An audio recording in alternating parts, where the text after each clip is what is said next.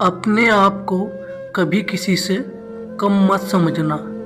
जो तुम कर सकते हो वो दुनिया में कोई नहीं कर सकता।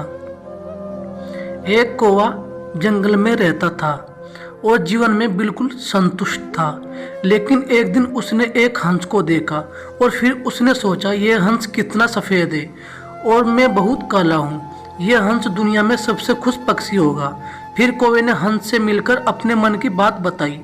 तब हंस ने जवाब दिया, असल में मुझे भी लगा था कि मैं तब तक सबसे सुखी पक्षी था जब तक कि मैंने तोता नहीं देखा था। लेकिन तोता जिसमें दो रंग है, अब मुझे लगता है कि तोता बनावट में सबसे सुखी पक्षी है। तुम्हें उस तोते से इसके लिए मिलना चाहिए। यह सुनकर कौवे ने तोते से मिलने गया। फिर तोते ने मिलने के बाद इस बात पर तोते ने समझाया कि जब तक मैंने एक मोर नहीं देखा था तब तक मैं बहुत खुशहाल जीवन जीता था और मेरे पास केवल दो रंग है। लेकिन मोर के पास तो कई रंग है जो मुझसे कहीं ज्यादा खुश है। तुम्हें तो मुझसे ज्यादा खुशी वाले प्राणी मोर से मिलना चाहिए। फिर तोते की बात को मानते हुए कौवा मोर से मिलने चिड़ियाघर में चला गया और वहां देखा कि सैकड़ों लोग उस मोर को देखने के लिए इकट्ठे हुए थे। लोगों के जाने के बाद कौवे ने मोर से बात की और कहा कि प्रिय मोर, तुम बहुत सुंदर हो। तुमको तो हर दिन हजारों लोग आपको देखने के लिए आते हैं, जबकि लोग मुझे देखते हैं तो तुरंत मुझसे दूर चले जाते हैं, यहाँ मुझे मारकर दूर भगाते हैं। मुझे लगता है कि आप इस धरती पर सबसे खुश पक्षी है।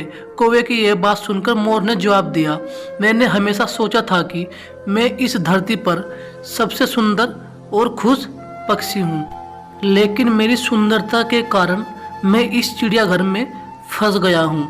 मैंने चिड़ियाघर की बहुत सावधानी से जांच की और मुझे एहसास हुआ है कि कौवा एकमात्र पक्षी है जो पिंजरे में नहीं रखा जाता है।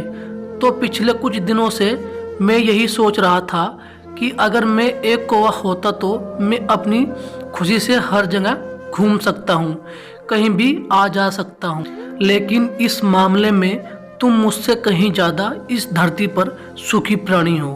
मोर की बात को सुनकर कौवे को अब अपनी बात का जवाब मिल गया था कि हम जो भी जैसे भी होते हैं अच्छे ही होते हैं। बस दूसरों को देखकर लगता है कि वह हमसे ज़्यादा खुश है, लेकिन ऐसा खुश नहीं है।